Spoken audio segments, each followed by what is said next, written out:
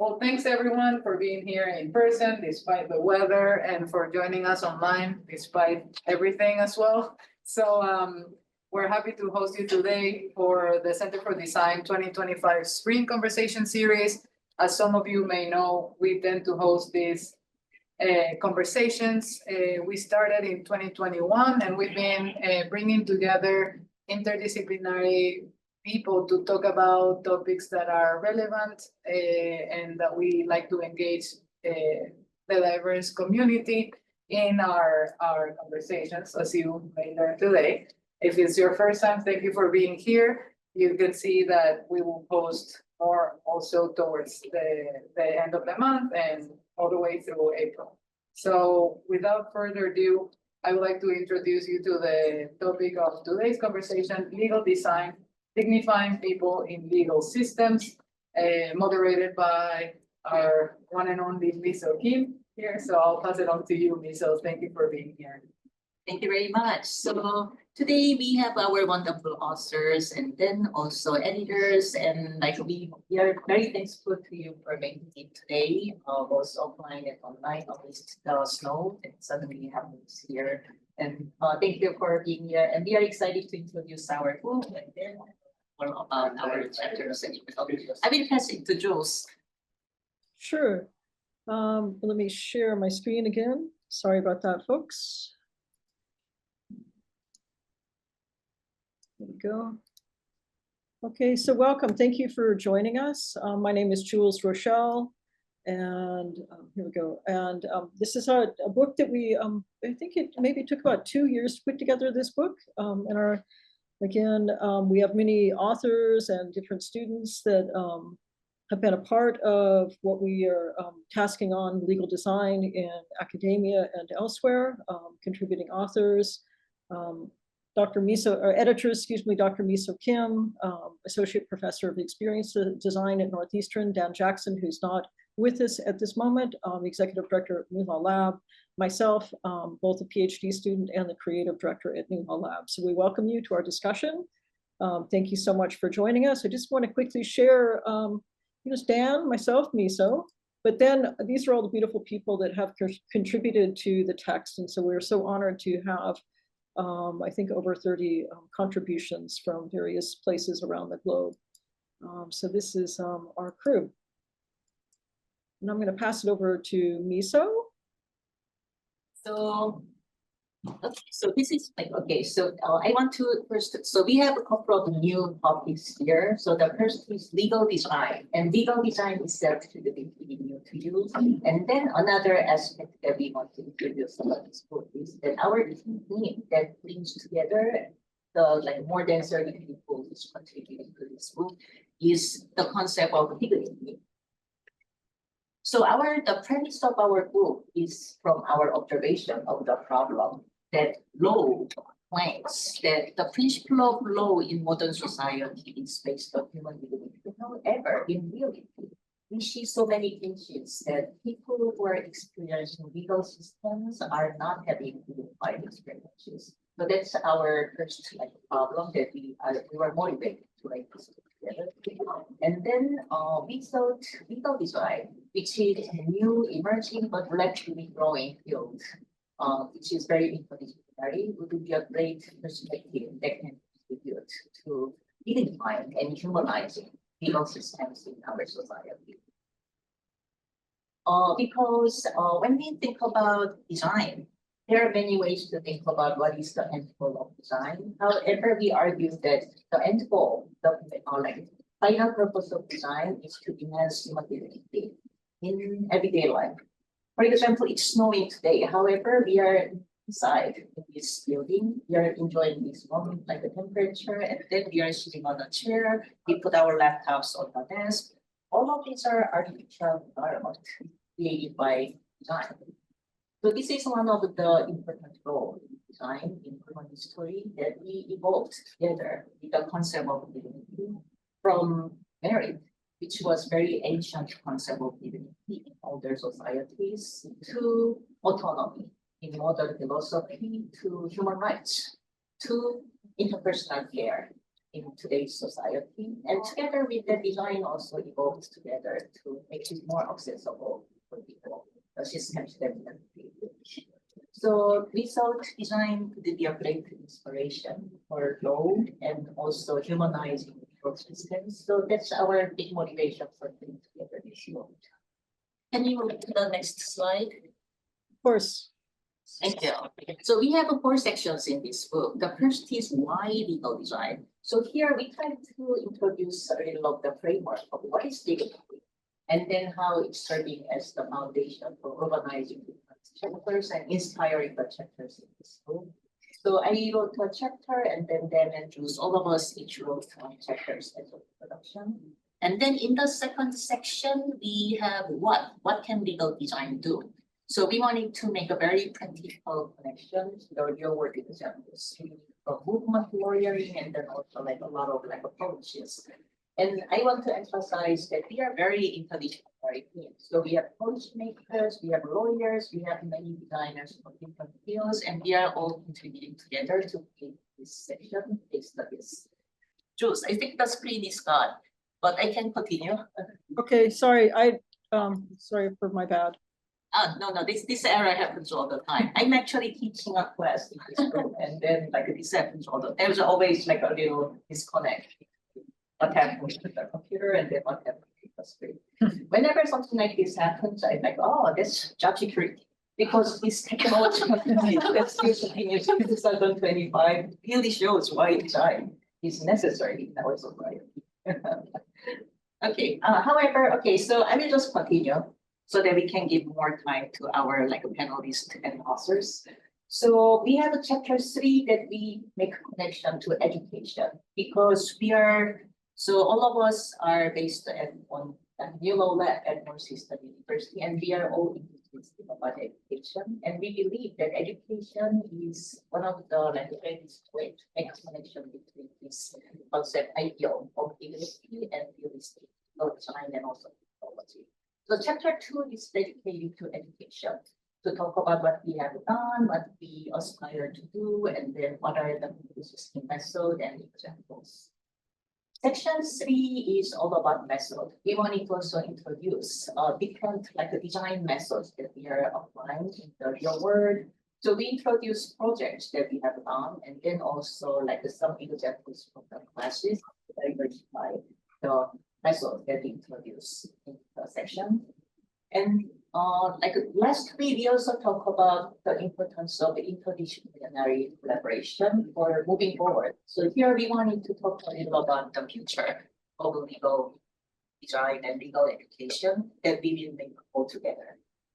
So today we have our wonderful authors who represent each of these sections. So we have Gabriel, and then we have Alexander, and then we also have Stephen from Northeastern University. So Gabriel has a chapter from section 2, and then Stephen has a section from chapter from section 3, and then Alexander has a chapter from section 4. So they are pretty good representation of each of our different sections, and then they are also related to this area for study. Unfortunately, as you see, like we have a lot of online presence today, so it's good that we are ready for remote connection system for like that we are perfectly prepared for new weather. But we are all based in this area, England, and then which also means that we also have a lot of connection to education. So that can also be one of the background in that today. But I asked them to keep it open. As always, so you can introduce your chapters, and then you can talk about your book, and then you can also introduce yourself. And what I asked is, if you want to make a connection to education, that's good. But if you feel like maybe it's better to talk more about your own topic, that's totally welcome as well. What's most important today is legal design and legal. So with that, I will ask each of you to, so you have roughly 10 minutes that you can introduce about yourself in detail. And then if you have time, you can talk a little about the book from your perspective. And then most importantly, we want to learn about your chapters. So let's see. So Stephen is here. So do you like to maybe get started? Sure. Do you have some slides to share here?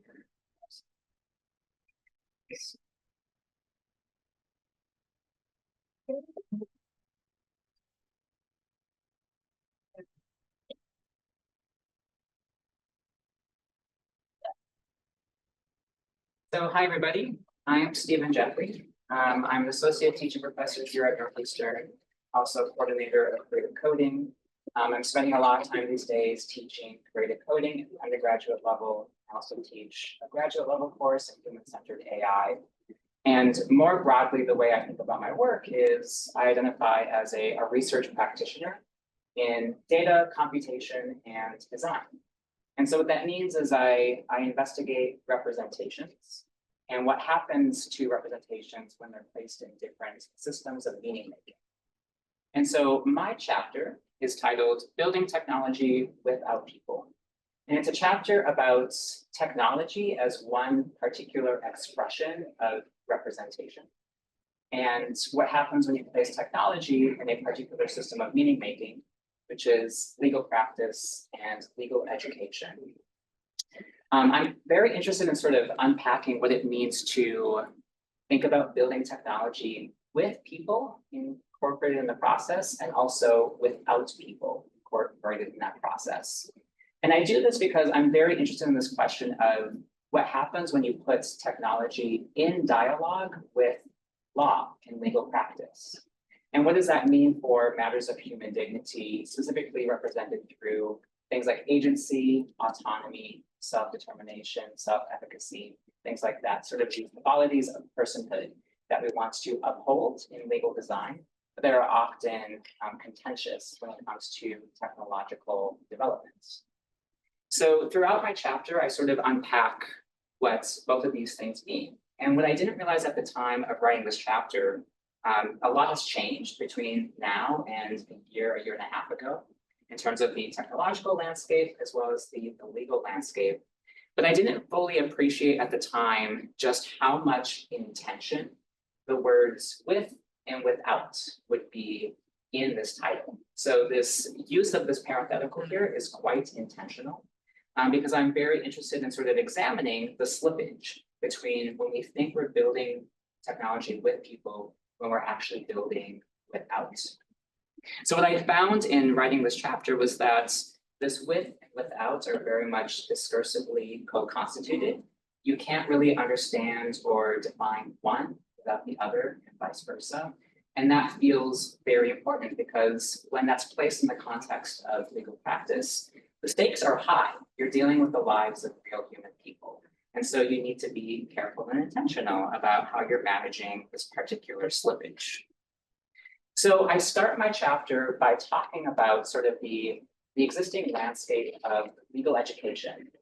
And there's a trend across the country in legal curricula to incorporate courses that essentially teach lawyers how to program, how to write code. And it's typically offered with a common framing that learning how to code, learning how to program will make your life easier as a legal professional. And so here's an example of one particular justification from a course at Georgetown University that talks about every single lawyer should learn how to code because it would make them a more efficient lawyer. Currently, the same justification says that lawyers tend to use an impoverished set of tools to get their work done.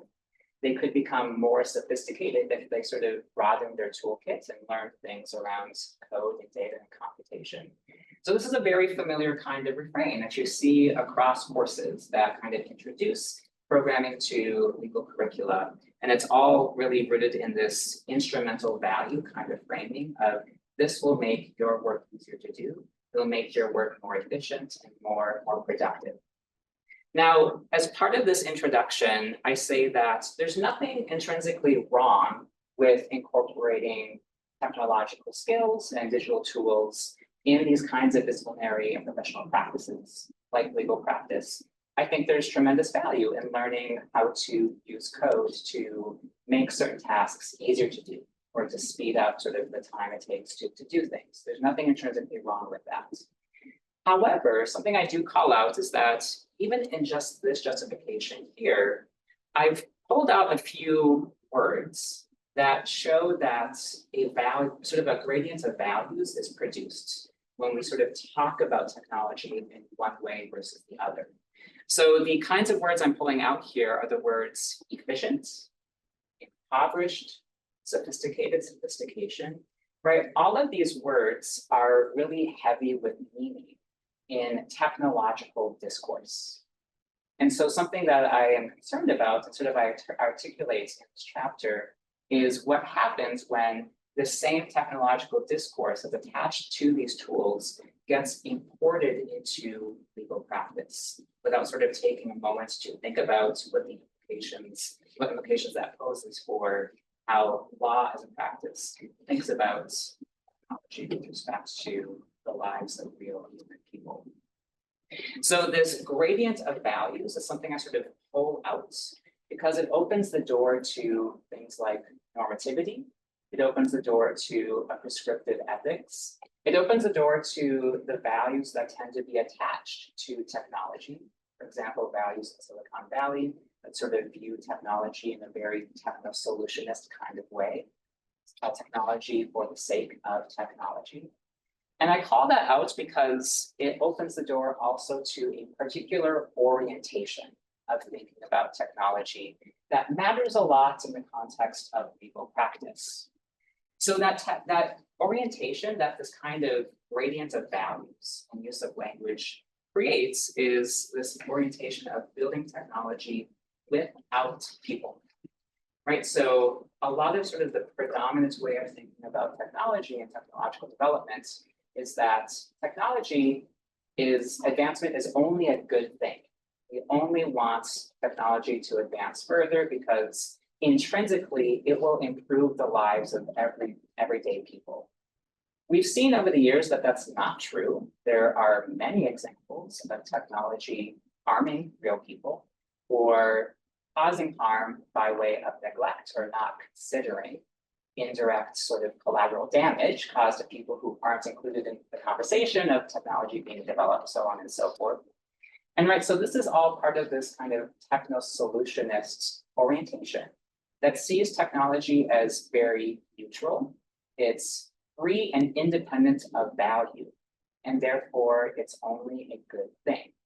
It's also a very disembodied practice. It's this idea that we can take the complexity and diversity of the real natural world and reduce it down to clean, categorizable personas that can be used as a consumable resource in the context of technology. About, for example, extractive data practices. Now, I call this out because a lot of what you see in legal education right now is these courses that are being designed to teach technical skills. Skills around learn Python so you can do XYZ. Learn the terminal or the command line to do XYZ. Right, so these are technical skills that are sort of framed in a way that says, these will just help you. This will make your work easier to do. Now, the problem with this is that these technical skills are often assumed to be neutral and free of values. But we know throughout time that that's just not true. Any technical skill, any technical methodology or use of technology makes certain goals more attainable than others. It makes certain experiences and values more visible than others. It might lead to certain value tensions that were unexpected or unanticipated. And so all of these things can cause damage. And so if we care about preserving the dignity of real people, we need to be aware that there is this slippage here of just sort of offering technical skills as inherently good and neutral in value, and understanding that there are things being imported along the way around sort of these technical solutionist ideals that we need to be wary of and careful of. Because ultimately, human lives are not value-free. They aren't disembodied, right? They're organized by value. They're organized by diversity of experience, and they're fundamentally embodied. And so if we want to preserve these sort of dimensions of dignity in the lives of people, we need to be aware that, take a moment to think critically about how we're incorporating these tools into legal education. So in contrast to that, there's another way to think about technical skills and technology, which is building technology with people. So if building without people is sort of the predominant ideology of how technology is designed these days, building technology with people is quite a radical and countercultural kind of approach. And this is something that law practice, I think, should really care about, especially if we're intending to incorporate more technology into how we do things. So if building technology without people is really placing value in technical skills, building technology with people is placing value in technologically situated skills. And the situatedness here is really important, right? Because human lives are situated, they're embedded in social, cultural, political, economic systems, systems of value, systems of meaning making. Technology is the exact same way, right? Technology is not intrinsically neutral. It's designed by someone or something. It embeds the values of the people or the institutions that designed it. And those things get manifest in how the technology is created, how it's used, and then ultimately how we as people sort of interact with that technology. So for this, I really adopt a value-sensitive design framework. The interactional stance of value-sensitive design talks about how technology and societies that interact with them are co-constituted. They shape each other in turn, and that interaction is really essential to how we relate to technology. And that is a really sort of valuable invitation for legal practice to think about what does that interactional relationship between law and technology look like? How do we make sure that we're centering humans in the middle of that in order to preserve things like human dignity? So at the end of my chapter, I sort of offer some recommendations for how we sort of move beyond this building technology without people and nourish an orientation that is building with people. And so here are some recommendations I offer. So I start by saying that we can be more critical in our discernment about how we use technology, when and why. So even though technological advancement is sort of permeating every field of work and discipline and professional practice, not everyone needs to become a technologist. Not everyone needs to become a programmer, engineer, a developer. There is this compulsion to think that everybody does. So there's a certain attraction to learning it because it feels like you need to learn it to keep up with the advancement of technology. But there are plenty of skills in legal practice that don't need to be automatically and categorically replaced by the use of technology, right? So we see this a lot right now with AI. We are throwing AI at every possible thing just to see what happens. And I take great issue with that. And so on a much smaller scale, legal practice, we can sort of think critically in that same kind of way. When do we actually need to use technology? When does it make a positive contribution? When can we sort of lean on things we already know how to do? Connected to that, when we're teaching technology and technical skills, we can still teach these skills, but instead of really focusing on the skills themselves, we can recenter a discussion of values, aims, and motivation, and situatedness. Really adopt a value-sensitive design kind of approach to understanding what does it mean to use this technology in the context of this practice? Who are the stakeholders who are directly and indirectly affected by the fact that I'm using Python to do some data cleaning, right? Even very small to very big decisions around technology can be sort of reframed in this value-sensitive kind of way. And then lastly, in curricula that teach these skills, I think we can also do a lot more to integrate into the curriculum education around the other literacies that are required to use technology in a thoughtful and intentional way. So this includes data literacy, design literacy, technological literacy, literacy about the history of technological development and who has been involved in that development and who has had control and power over that and what that means or what technology looks like today, right? So all of these sort of adjacent literacies that are required to really make sense of this isn't just a tool to get something done, it doesn't have just instrumental value, but it's embedded in all of these other ways of thinking about the world that will open up opportunities for critical reflection.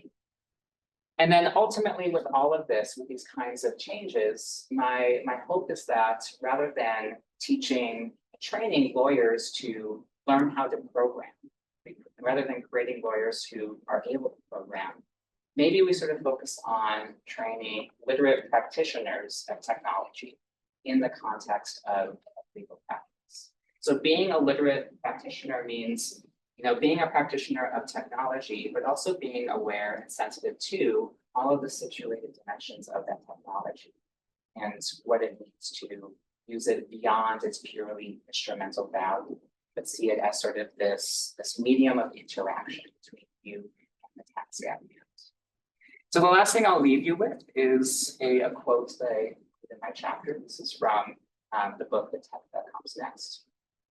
And this book, part of this book talks about sort of the veneration of technology, right? So technology sort of has a privileged status in public discourse, this privileged and inviolable status. Again, technology is only a good thing and it will only improve the lives of everybody it touches.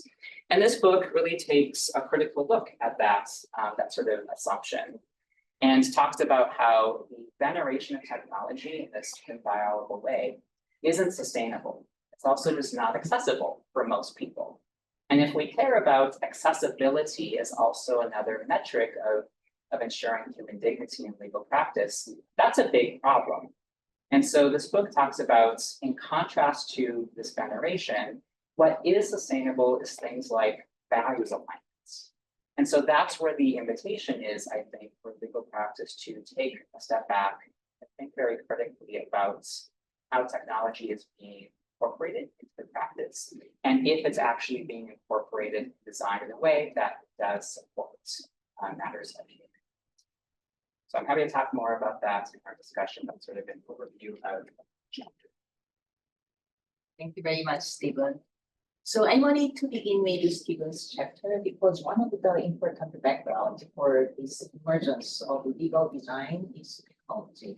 So basically, legal experts and lawyers are hoping that technology and interfaces will be able to create a stronger bridge between people and legal system, which has been attached to our everyday lives. And as Stephen mentioned, we should always remember that technology and tools are not free from values, it's embedded in human values. Therefore, human-centered design can be a great perspective and inspiration for ensuring that we will be thinking about designing technology with human. Great. Thank you. Okay, now we will move to different area, another like a big influence, like a background for like the emergence of legal design. That is what's happening in the area of publishing. So with that, can we move the mic to Alex?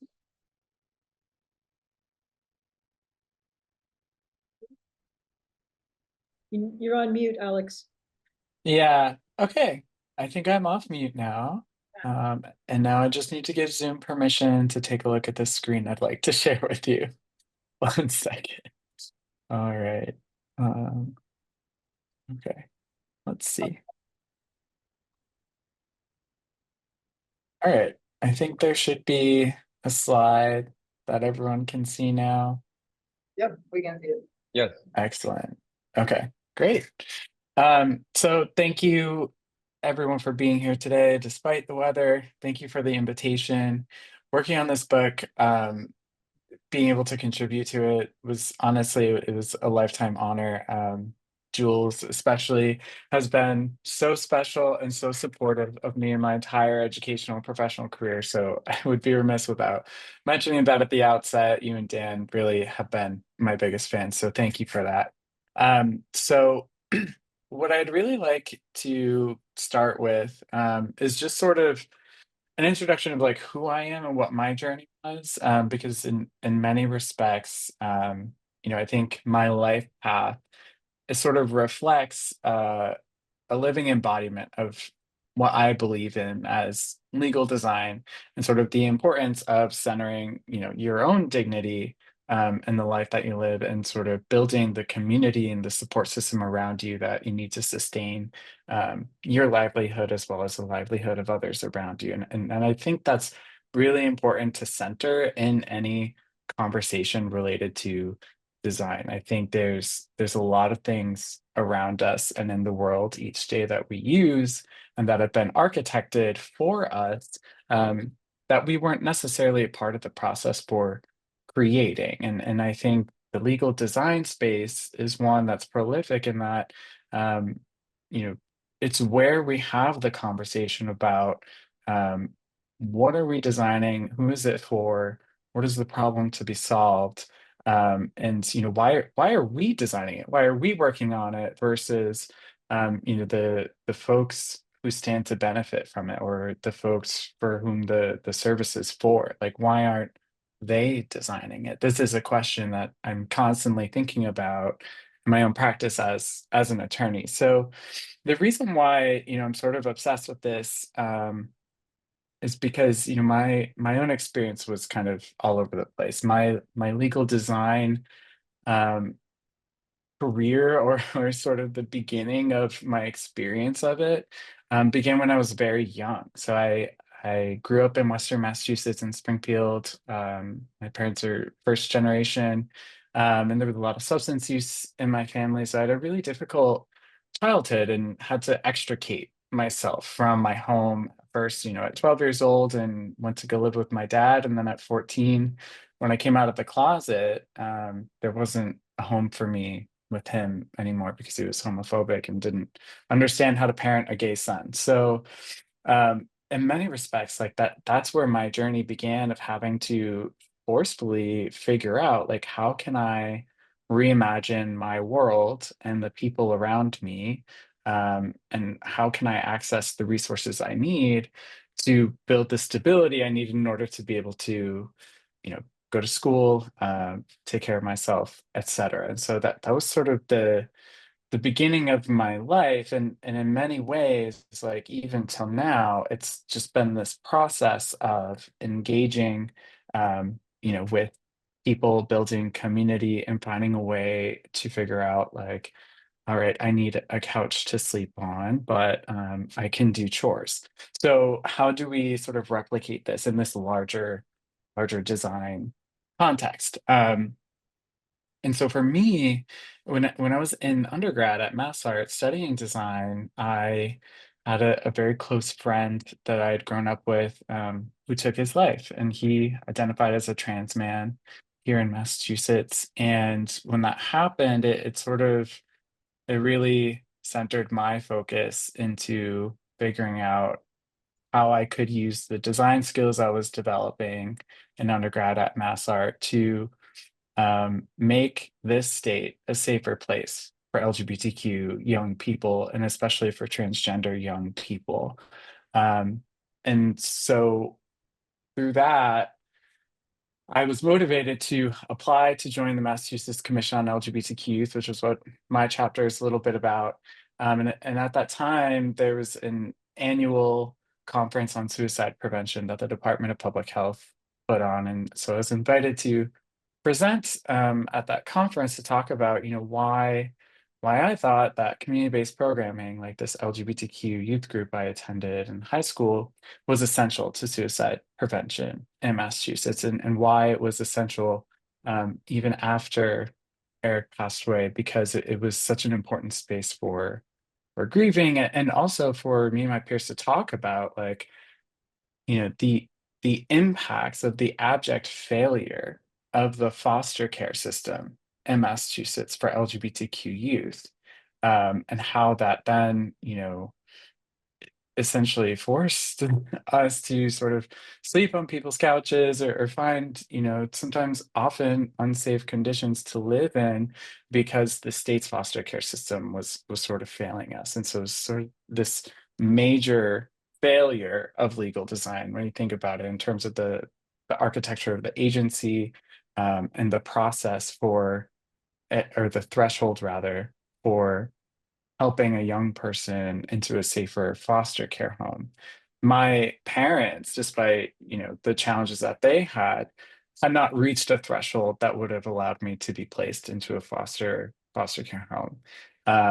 And in the case of my friend Eric, he had very supportive parents, but at school, the personnel at school weren't trained in how to be supportive for a trans student. And so um, this is all very long time ago, but it was really essential sort of in this legal design journey for me, because it just sort of highlighted early on that, legal structures often are not designed with the intended beneficiaries in mind. And so while I was in art school, I continued to learn graphic design, but very quickly wanted to break away from the formal design curriculum. I had no interest in doing marketing or creating marketing collateral, which is what the program was focused on to get folks a job. But for me, what I wanted to do was learn graphic design skills, but curate my projects so that the work that I was doing would benefit the community organizations in Boston that were serving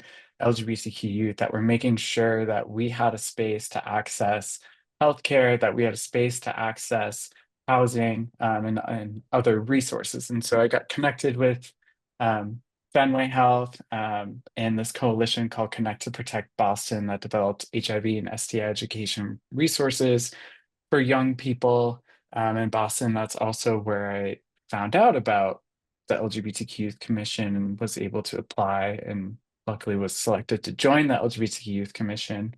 And when I joined the commission, I was still in undergrad. I was still at MassArt, and I was thinking about, like, okay, how could I help sort of center my experience, the experiences of my LGBTQ friends, in policy spaces? How can we start to design policies that reflect and address our needs and are in a language that is familiar to us and that reflects um, the dignity of ourselves and our lived experiences? And one of the first things that I worked on in undergrad, when I was on the board of trustees as the student trustee member, was the name and gender pronoun policy at MassArt. And so a lot of colleges have these policies now, but believe it or not, when I was in college, you couldn't self-elect to be called a name or to have pronouns used for you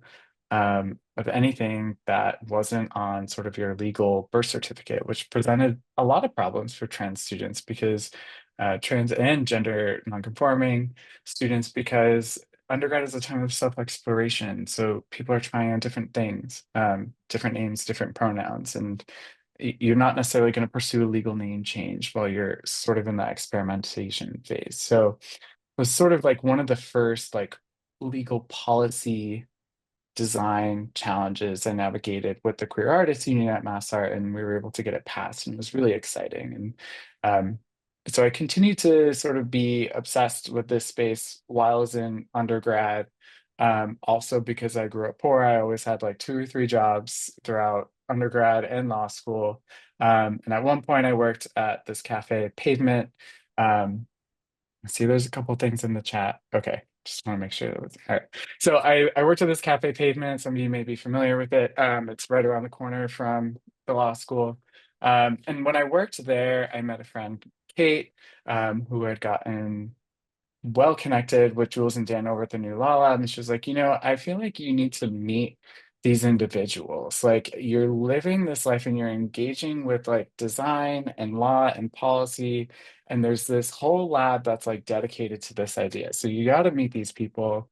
And I did. And one of the first projects I was able to work on with the lab was an app, right? It was one of these like legal tech innovation grants to sort of develop an app-based interface that would go on top of legal resources for women vets. And that was my first experience doing co-design sessions with women vets, LGBTQ vets, to figure out like, all right, like these resources are good, you like them, but you're completely overwhelmed by the process of finding them. So like, let's let's unpack that. Like, what about that process, was overwhelming, or didn't feel that it honored sort of your experience as a vet?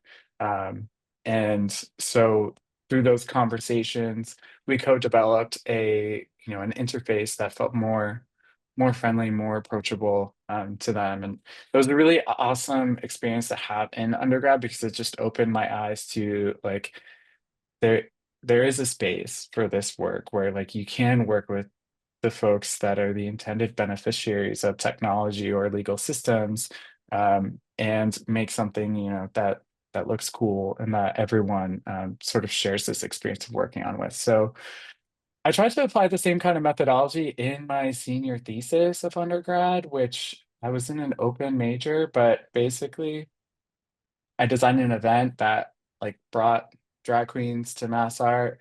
We had a gender bender drag ball, but then we also had like free HIV and STI testing on site. So it's just this sort of idea of like, okay, like there's a queer community that's at higher risk for contracting HIV and STIs. There's a lot of drag queens in this community as well. People want to have fun on a Friday night. What if we all get together? Drag queens have a space to perform. Queer people have a space to create community.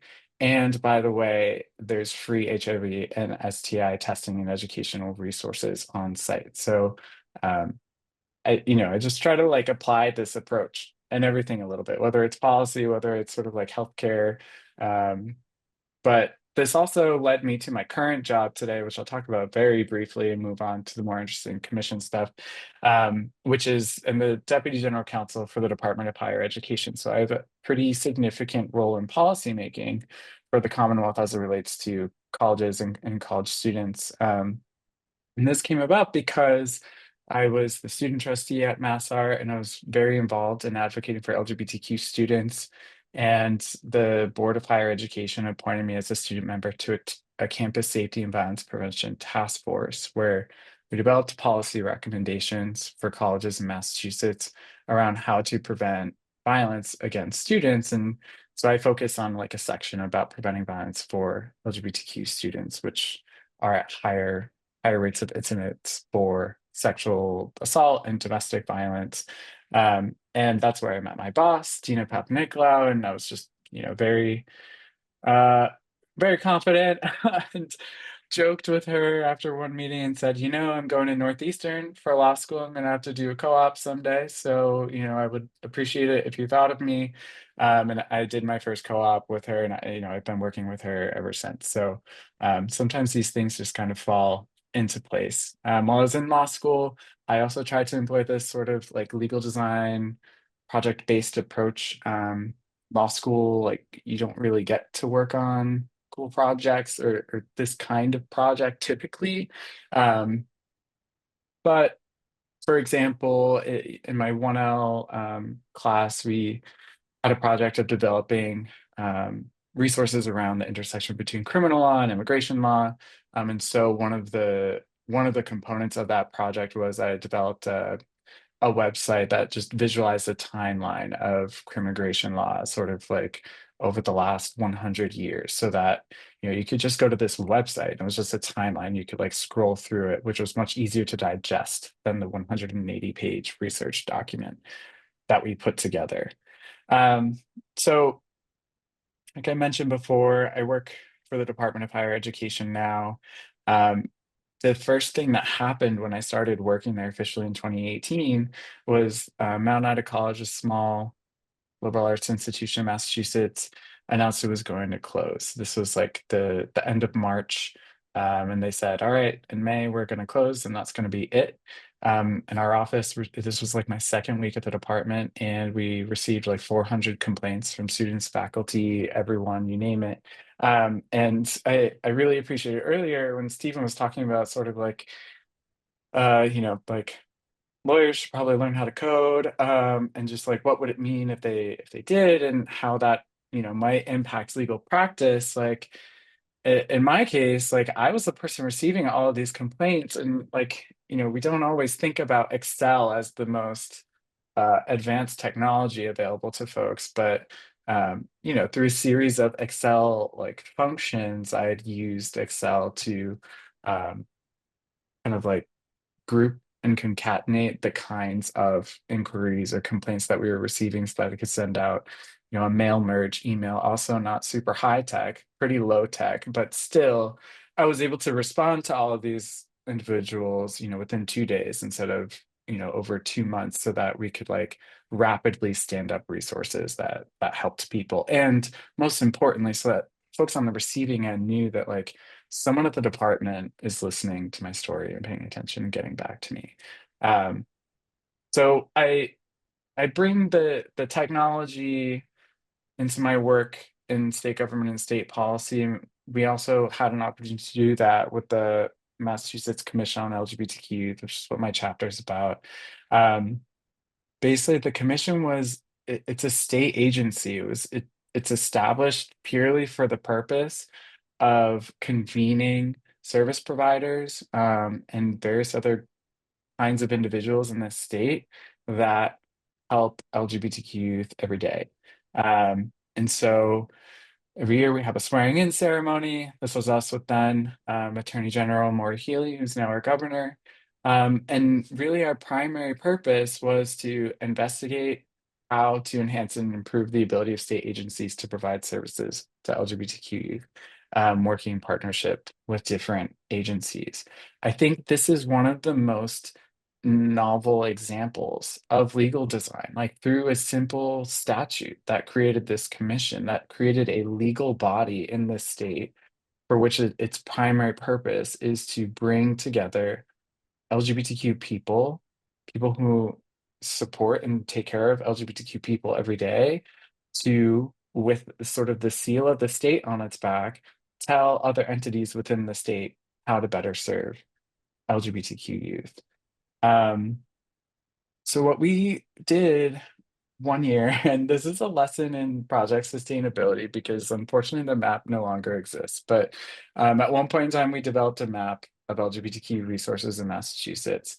And this relates to dignity in that this wasn't a particularly technologically advanced project. It also wasn't like a significant legal project per se. It was just converting a spreadsheet of known resources into a map that young people could actually access. Because before that, we had this spreadsheet that we maintained with service providers and state agency officials, but an LGBTQ young person couldn't access it unless they like went to a therapist that happened to know someone who had it, or if their teacher happened to know someone who had it. And so that was just like a complete disconnect. And the idea was that, well, these resources need to be gatekept because LGBTQ might not know what they need, and we need to be able to tell them like, well, no, you should do X first, so you should go to Y first. And in reality, LGBTQ people are like anyone else. Like, we know what our needs are. We generally know how to get them. But in this case, the commission itself was gatekeeping the list of where everything was. And so honoring and centering the dignity of LGBTQ youth in their own agency, right? Like developing this map to be a mobile friendly website, and just putting it all out there sort of like reversed that and undid the barrier that we ourselves had created. And so it was particularly novel in that way. Like I said, it's the pretty map website is no longer sustained, but the spreadsheet is available and so folks can access it. So I say all this because I just want to leave you with a couple of points, which is intentionality is really essential to centering dignity in legal design. If the folks who are meant to benefit from a process or a product or an experience aren't at the table, it's okay, but why aren't they there? And sort of like, what is the proxy for it? And ultimately, great legal design often doesn't look cool. So in our lives, we sometimes do things that end up being really cool portfolio pieces, and other times not so much. And so it's important to keep that in mind too. And with that, I will stop sharing. Wow, thank you so much, Alex. I am so moved by all of your effort and work, and also thank you very much for introducing such a wonderful case of how design and technology together can make real world impact for publishing. Thank you very much. Okay, with that, I will pass the mic to Gabriel, and Gabriel is representing our last chapter about the future of legal design. Well, thank you so much, Miso. Thank you all for putting this together and for including me. I'm really honored. And Alex and Stephen, it is not going to be easy to follow you, but I'm honored to be counted among you. And Jules, thank you for doing what you do and having done it successfully for so long. I miss my good friend Dan, who I know isn't able to be here, but hopefully he'll be able to watch this recording. But all thank you. And of course, those of you who are here on a snowy day, doubly thanks to you for taking the time to be here and to listen to me and the others. So I'm going to just pull up, if I can, a short presentation. Give me one moment, please. All righty. So I live in constant amazement of people that have design prowess or who are creative thinkers. I am a law professor by trade. I'm 17 years into my role at Suffolk Law School. For the last 10 years, I've overseen our legal innovation and technology program. And, you know, the thing that Stephen was talking about in his talk, this idea of getting legal professionals into the mode of recognizing technology, but not fetishizing technology when it comes to problem solving, is at the core of what I strive to do. And of course, our broad goal in the Legal Innovation and Technology program at Suffolk Law is to get people ready for a future that may look very, very different than the present, and to think meaningfully about how we can create courses and other programming and opportunities around that. And one of the core challenges, and the challenge that my chapter of the book addresses, is how do you separate this idea of achieving a credential from achieving knowledge and wisdom, and making sure that students are highly focused on the latter. The credential is something that they need to get on their way, but the knowledge and the wisdom is what's going to make them great. So, you know, I'm impressed by the intellect of this group, and no doubt of those in the audience. I'm a simpler thinker. All of my talks start with a reference something like this. This one goes to the hit 1984 movie, The Karate Kid. Have people seen The Karate Kid? Just me? All right, thank you. There are a couple other theater dwellers there. So there's this wonderful sort of throwaway scene in The Karate Kid that I've thought about a lot. Daniel-san, who's played by Ralph Macchio, is cornered by some bullies. And at the time, the sort of mild-mannered maintenance man that oversees his crummy apartment complex comes to his aid, and he beats up the bullies and he chases them away, and he helps Daniel to recognize that, you know, he doesn't have to be afraid, and starts to give him a little bit of confidence. And as he starts to do this, Mr. Miyagi discloses that he knows martial arts. In fact, he's shown off his martial arts prowess by beating up these bullies. And there's this wonderful line, again, a throwaway to most people, where Daniel-san says, "What kind of belt must you have?" And he assumes, I guess it's a black belt with a bunch of stripes showing, you know, all of his remarkable credentials that he's achieved. And Mr. Miyagi lifts up his shirt and he says, "J.C. Penney, $3.98. Right? And it gets a little bit of a laugh in the theater, but it's actually this really deep thought. Daniel-san wants to know what his credential is, and Miyagi is essentially saying, forget about the credential, kid. What matters is internalizing these lessons. And particularly in the world of legal education, students are highly, highly focused on credentials, on grades, on certificates, on degrees. Incidentally, I know I'm among a community of Northeastern people. Northeastern has very wisely done some things around grading to take some of the pressure off GPAs and things like that historically, but that's not the case everywhere. So as we design tools to teach students things like human-centered design, the question is, how do we get them focused not on the credential, but on the learning? There are a set of principles that we employ that may be useful for others as they think about their own process, or those who are managing programs. And I just want to run through some of them and give some examples of how they apply. The first, of course, is show, don't tell. Everything that we do in our legal innovation and technology community is based on this idea of creating projects together with others and using a process so that you can ultimately uncover a result that will be as good as you can possibly make it. So the idea here is that rather than talk about things, we go out and do things. And some of our ideas have incidentally been in collaboration with folks from the NuLawLab. have been to create a tool to help people report hate crimes. We built this in 2017. As part of the convening of this process, we had multiple sessions with people who were we envisioned as being end users or people that would interact with the process along the way. So we had everyone from victims of hate crimes, we had police officers, we had social workers, we had community workers, and others, as well as technologists, get together and tell us what this app should look like and feel like. And students were part of that process the whole way. In the lower left, you see the Court Forms Online program. That's built tools that allow people to self-help through legal problems now in 8 different states. And the idea here is that people can go to courtformsonline.org.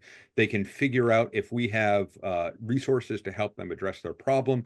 If we do have the resources, we help them to fill out a form electronically and submit it. If it's not a fit for them, we direct them to appropriate resources. And again, every step along the way is done by a team of students and others who work with end users and others who are impacted by this to actually build the product. In the upper right, what you see is our newest project, and it is an online dispute resolution clinic that the American Arbitration Association has funded.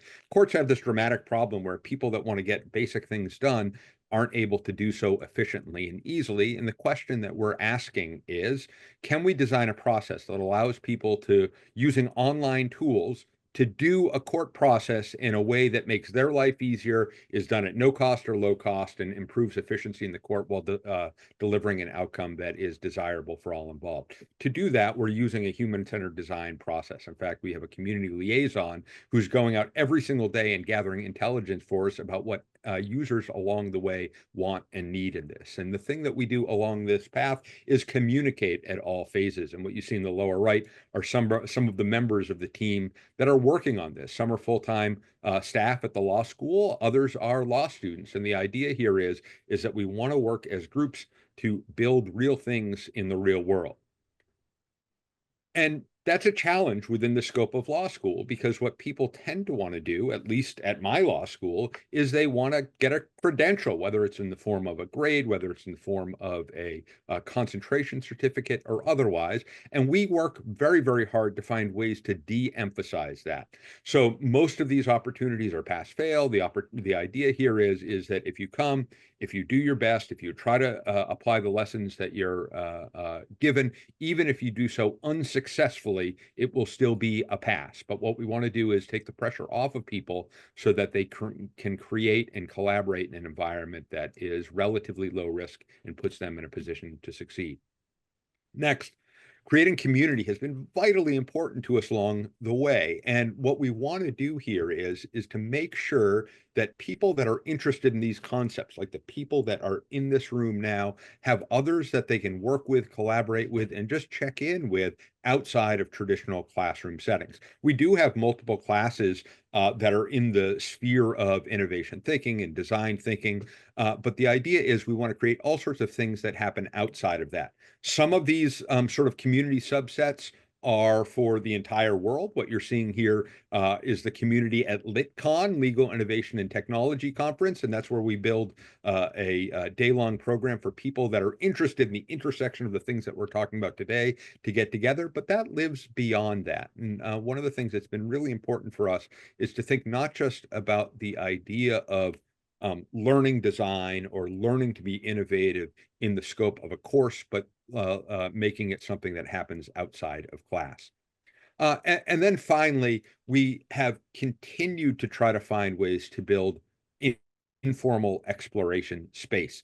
So it's neat to have classes, it's neat to have projects, but when someone just has some cool idea and they want people to work with, how do they go about doing this? What's the process where someone would, get a space and get computer software and get support so that they can try to bring a good idea that they've come to reality? So we have built literal informal spaces. We have rooms that are set aside for legal innovation and technology work, specifically collaborative work in the sphere that we're talking about today. And we've also built events around it. And one of the things that we've had in the past, in fact, we've had a number of students from Northeastern and other schools participate, is we've had legal design challenges where students will come together, learn about the skills, the basics of human-centered design, have people that help facilitate the conversation, and are able to go try to solve a problem of their choosing with their classmates / teammates. And, backing all this up from an institutional perspective, it's important for someone to keep score. And effectively, that becomes my job. What we want the students to do, what we want the participants in these programs to do, is to focus on learning, experimenting, and experiencing. What I want to do as an administrator is ask the question, is it working? Do we have the results that suggest that this program is working in a way that is viable on a macro level?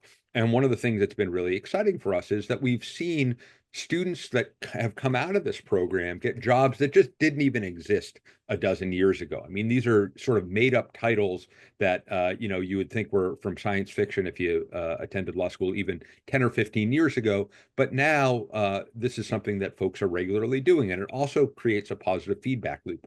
When students go into these roles, when one of our alumni wins on Shark Tank, when someone goes in to a traditional associate role, but is able to bring human-centered design skills or Python skills or data analytics skills into that role, more people come back to us and more opportunities accrue to us. And the idea is that we want to continually create positive results in such a way that so more students and more participants have the opportunity to do likewise.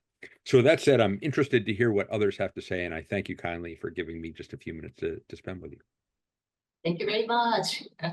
So this was a perfect introduction about so many productive things going on right now in the area of education, not only like at Persistent Law School, but also at Suffolk University, and then also like the collaboration that happens between Boston, between many like interdisciplinary people, and then also at our like a graduate program, Experience Design. I'm also teaching a joint course together with Jules and them. So in Experience Design too, we are bringing together service design and legal design to see how we can help to solve like systematic problems in our societies.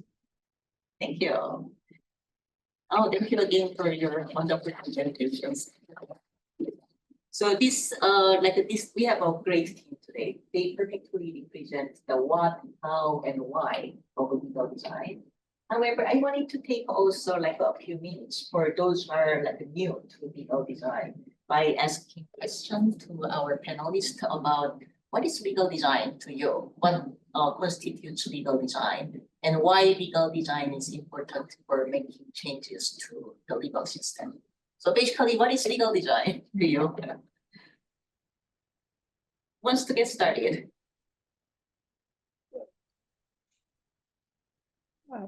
For me, it's breathing imagination into the legal system. It's building worlds that we can reimagine. It's about including people in the process, from the people with the kind of most lived experience.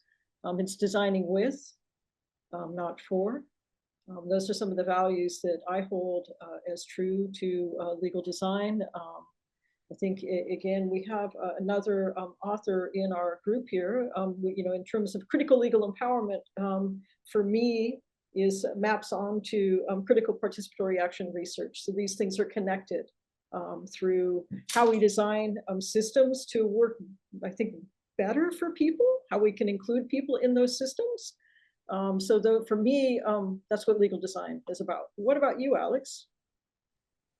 I completely agree with everything that you just said. I think for me, the visual in my head that comes to mind with legal design is like almost like a balloon. Like it's this sort of expansion. It's like in the ways that I had to make space for myself and reimagine systems for myself to find my way through them, right? Like that is legal design. It's sort of thinking about like, what do people need and how do they access it? And how do we think about the way individuals access their needs or advocate for themselves in a process intentionally, so that there's an ease to it, so that it's natural to advocate for yourself through a legal process and to be able to reasonably anticipate an outcome like that will be in your favor, and so that it's not just Googling and hoping that some robot will give you some magical form. Rather, the process has been designed with you in mind, so that when you arrive, there's sort of an ease through which that you're navigating the process and receiving a legal outcome that, you know, honors you as a person in that process. What about you, Gabe? I think legal design seeks to create alignment between processes and outcomes. So if you think historically about how the legal process has worked, it hasn't always had that alignment. So you can envision a world where legislators or regulators create a bunch of rules that people have to follow, and having an understanding of what the outcome will be can be up in the air. And I think what legal design does is it asks us to think about not just what the rule is, but how that will actually play out. And then there to try to adapt it in a way, as Alex said, will be usable and useful and meaningful and valuable to the participants. Although I should say, I think of legal design as chaotic neutral. I mean, there are bad uses for legal design as well. There are people who would and will use the principles of legal design to create outcomes that are in alignment, not with what the community needs, but with those in power needs. So I think we always need to be sort of mindful that it is a set of tools and a set of mindsets that we as a group would like to think that we're doing it in ways that will be positive and pro-social, but others might be less generous in their approach. Stephen and Miso, I'm sure you have ideas to share. Yeah, the one thing I would add to this discussion is using design as a heuristic to improve legal processes. And for me, that's a very expansive way of thinking about design, because that it opens a door to, thinking about the law itself as a designed artifact. And as soon as you start thinking about the law as a designed artifact, that opens up a lot of possibilities for how you can sort of change legal processes to improve the lives of real people. That's a really important orientation to me in my work, because my primary medium of work is code and computation and data. And so a foundational assumption of my work is that code and data are themselves artifacts of design. They're designed things. And so they are media through which I can achieve certain tasks, create certain things. And the same thing is true with the law as well. There are simple sorts of mechanisms in the context of law and legal practice that can be used as a design heuristic to figure out how do we actually improve the lives of people who are interacting and encountering these systems in daily life. I want to add on top of what Stephen just mentioned that, to me, legal design is still wide open, exploring any interaction between law and design, which is very creative. So if we think about law, it is an invisible net that comprises our world, but just intangible and invisible.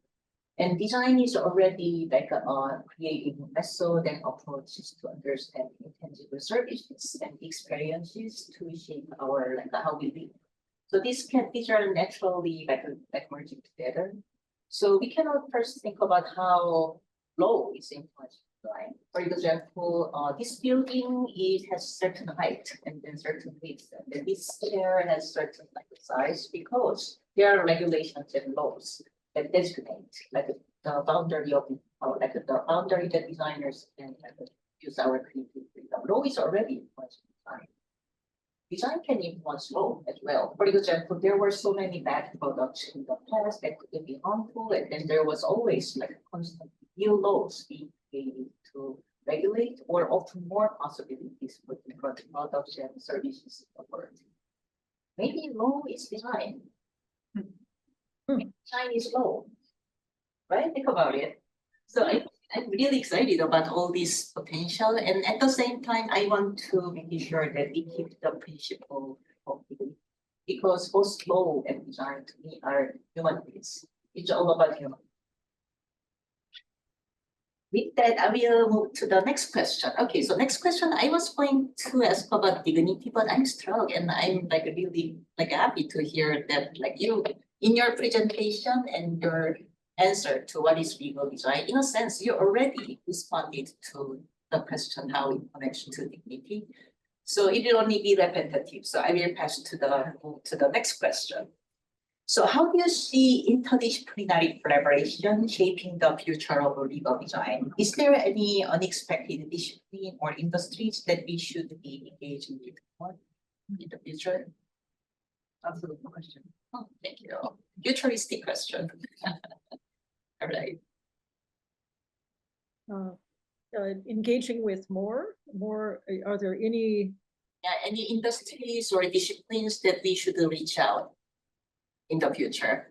Or just the first part of the question, like what's the importance of interdisciplinary collaboration in legal design?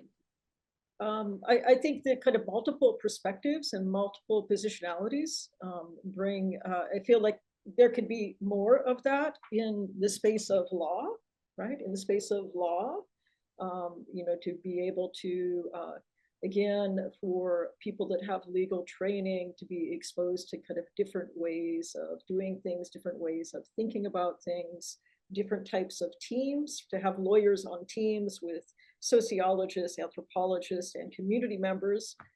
Again, for me, that's kind of an ideal situation, is the kind of transdisciplinarity and the exchange that happens, the exchange of power, and also to be able to kind of question what power is as a part of the legal design process. So that's what it looks like for me. What about you, Gabe? I sometimes conceptualize the ideal future of law as looking and feeling more like public health school or public health than medical school. So let's draw a division between the two. If someone trains to be a doctor, they can advise a patient in the office on, you know, maintaining their blood pressure or performing a surgery. If someone becomes a public health professional, they give guidance to all sorts of different others, whether they're social workers, health professionals, lawyers, police, others, on how to build a safer, happier, healthier community. And when I think about the access to justice gap and our fundamental inability to solve the increasing number of people who have legal needs that are not getting them taken care of through even free legal services for indigent people, I say to myself, the future looks and feels a lot, if we care about that, and I do, looks and feels a lot more like public health. So what does that mean? That means engaging in things like the medical legal partnership that Boston Medical Center has, where if someone comes into the emergency room and they have a range of different health issues, they can very quickly predict that part and parcel of their medical problem is also a outside of medical problem. They might be experiencing homelessness, they might be experiencing addiction, they might be experiencing abuse. So the treatment that they would receive from a medical provider is not just giving them a shot and a prescription, it's helping them get a home, it's helping them get addiction treatment services, it's helping them get to counseling. I think that's the future of law, this idea that what we encounter when we encounter everyday legal problems aren't just legal problems, it's just that they're manifesting themselves through law. So particularly vis-a-vis access to justice related problems, it is working with all of the allied industries that go to caring for others. And that means housing, that means medical, that means abuse prevention, that means counseling services, et cetera. So that's what I think the future is. And I think that's what we collectively need to do. And when we design interventions, I think we need to account for that. You know, if you do an eviction defense, right, and you keep someone from getting tossed out of their house, that's wonderful. But are you recognizing the underlying problem of, you know, X, Y, and Z that caused them to be in that position? We need to go that step further and engage with those others.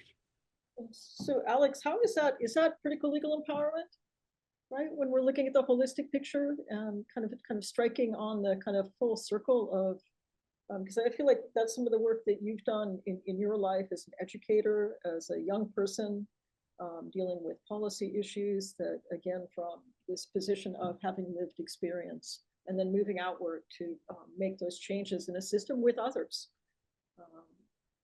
So Yeah, is that what we call critical legal empowerment? What is that? Yeah, yeah, absolutely. And I think, I think one space that would be really important for legal design, especially to sort of like merge into, crash into like a wrecking ball, ideally, really are the institutions of government itself, like where law is derived from is primarily our legislature. And when you think about like the process through which a bill becomes law, um, even at the state level, which like folks might not always think about, but state government is extremely important, right? That's the public health and welfare of every state. The conversations around policy ideas in that building cannot be more further removed from the intentional discussions of human dignity and the experience of navigating legal issues in the state. And so, I think on the topic of like critical legal empowerment, like, yes, it's absolutely that. And also like the institution itself could benefit from sort of reorienting how it might be more receptive to critical legal empowerment and how the processes through which a law is bartered and negotiated for, before it becomes a law, before that legal process becomes concrete in statute, could serve folks so much better rather than all of us trying to patch up and make sense of sort of like what ended up happening through that process kind of at the end over here, versus if what if the big policy think tanks, the big policy spaces that legislators sort of strive to be recognized within start centering these ideas around human dignity and legal design, sharing a little bit of the ego and the excitement of being part of developing new legal processes that better serve folks, before a law is actually passed, could really change things. So I'm here for that. I'm also here for like critical, like participatory action of the people who stand to benefit. There's also an interesting conversation in the chat. I don't know, Stephen, if you want to address that, and then if that's okay, can we open up for questions? Okay. Yeah, so I want to say a couple of things about this question first. So the first thing I want to say is that, something I've been thinking a lot about lately is human-centered approaches in AI in particular. And what I find in that realm of discourse is opportunities for kinds of interdisciplinary interventions that I think serve as a model for other spaces in which we think about technology, including legal design. So, for example, in human-centered AI, there's the Partnership on AI, which is interorganizational consortium of people, policymakers, federal workers, academics, citizen scientists, concerned citizens, who are deeply concerned about the future of AI developments. And the whole purpose of this organization is to bring together diverse voices to be a part of the conversation and shape AI with voices who typically aren't included in that conversation. And so that same kind of participatory approach can be adopted, I think, quite easily in a legal design context. And I think part of that, and this is sort of the second part of my answer to this question, is that, we've heard things today like some of the best legal design is very simple, or some of the best legal design doesn't look cool. And I think that's really important to keep in mind because it means that we have so many resources and mechanisms and processes available at our fingertips to improve legal systems. And so if we can just figure out how to really lean in sort of the legal equivalent of minimal computing, of using the least amount of resources and available resources possible to make dramatic big changes in legal experience, I think that is sort of going to be an essential part of the future of law as an institution in terms of how we sort of encounter law in daily life. And that connects to this conversation that was in the chat around differentiating between coolness and beauty. And if for example, we reject sort of thinking about the use of technology in legal design, when it's cool or looks cool, does it make sense to think about legal design being beautiful? What does beauty look like in that context from an aesthetics perspective?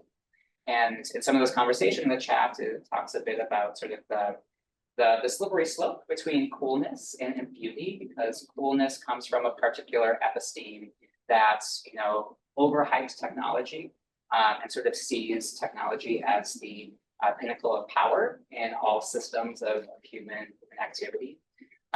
But beauty, on the other hand, is sort of a way of nodding towards integrity, accessibility, thoughtfulness, and intentionality in how we sort of design legal experiences. And at the same time, beauty has been also commodified and sort of sensationalized to a certain extent, where we have certain social expectations of what is socially beautiful. And so if we talk about legal design, sort of this language of beauty, we have to be very careful about what we are calling beautiful and making sure that we aren't accidentally doing that in an exclusionary way that leaves out things that just aren't considered socially acceptable as beautiful.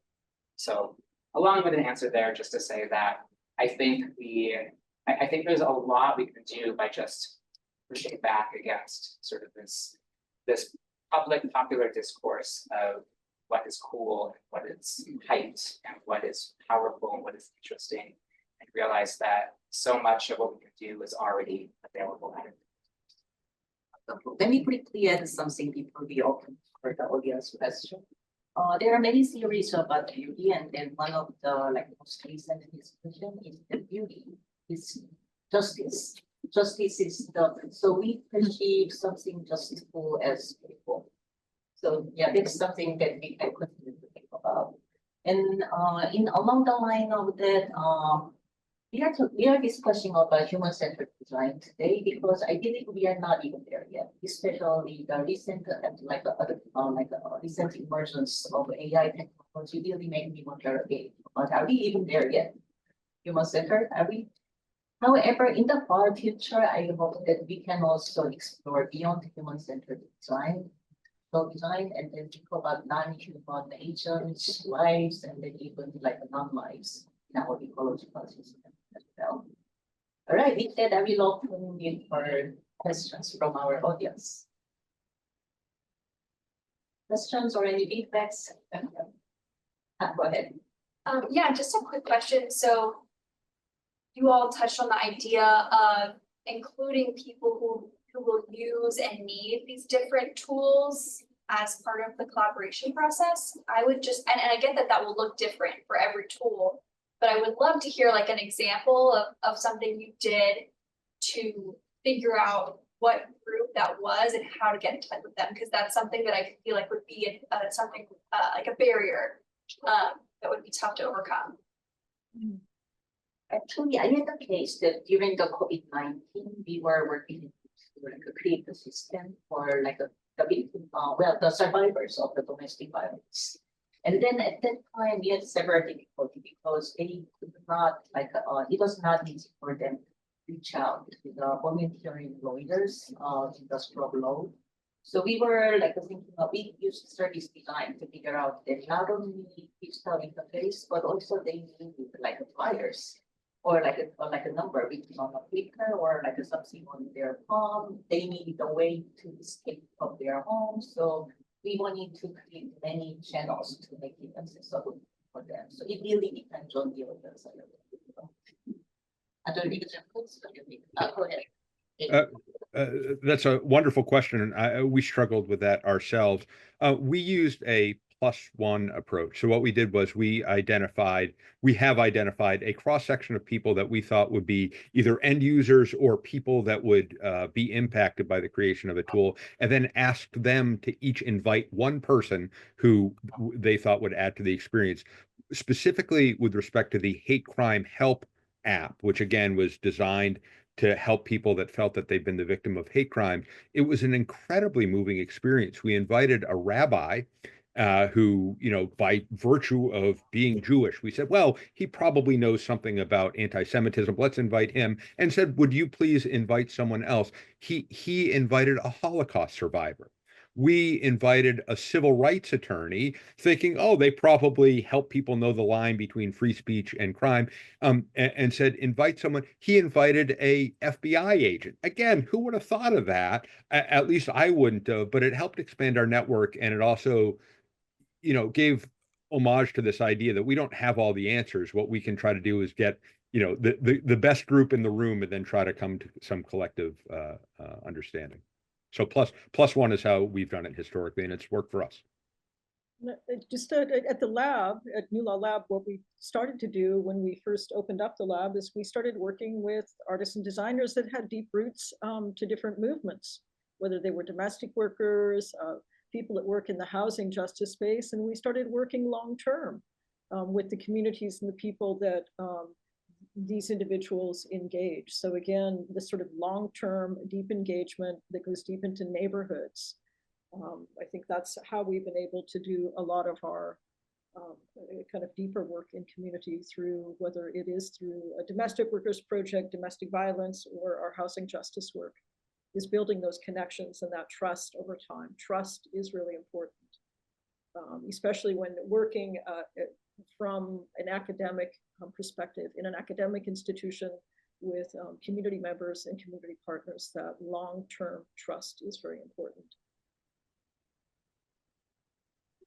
I'll just add briefly, in the context of government, often, us agency folk are being told who to work with by the law itself. But in many ways, we rely on sort of coalitions around certain issues or around certain populations, as well as nonprofit interest groups, in addition to trade and industry representatives. It sort of makes it more efficient to speak to sort of, one or a couple of folks who regularly interact with a lot of people who are part of that group, to sort of like organize and share their thoughts. So we did a lot of work with that over the summer with the undocumented student community to help update some of our forms and processes for state financial aid for undocumented students.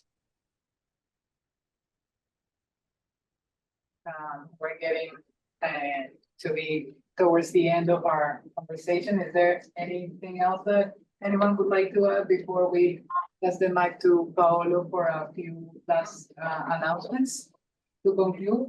Or all right. Well, thank you all, Paolo. The floor is yours. Thank you very much. And first of all, my role of director, I want to really thank you all for great, intense conversation. There is a lot of food for thought here and for further reflection. Thank you very much. I'm kind of touched and mind-blowing, really. Thank you. So just a few announcements and I'll let you go. Just announcing the next conversation, a completely different topic at the intersection between technology, the human body, and performing arts, and design being like the glue of all of that. So that's the next conversation in our series, February the 27th, will be moderated by our co-faculty member, Christian Klöcker, and with Grisha Coleman also playing a big role in that. And I want also to spend a little bit of a few words about the Design Research Week that is coming up, March 17, 23rd is the last day, and we close with a Scout conference. This is always a very interesting event, bringing a lot of speakers at Northeastern. So you see here on the screen some of the topic we'll be playing with, and maybe that's disappeared, probably. Yeah, you see it here. So we cover a number of different topics, from designing and healthcare, extended realities and game design, designing for civic futures, designing with data and algorithms, and so on and so forth. So if you are around, pay a visit during this week. There will be a lot going on about design research. last but not least is during this design research, we will announce the first ever awardee projects in data sonification. Is a field that are actually kind of new, that we helped in a way shaping, and has now its own award that celebrates the excellence in this field and is the intersection between music, sound design, and data. So that's all on my side, just the announcement, and thank you everyone online, offline, for joining today. Again, it was really an incredible journey on legal design. That's quite a new field, but still very solid. Thank you very much. Thank you all, and hope to see you again for the next conversation.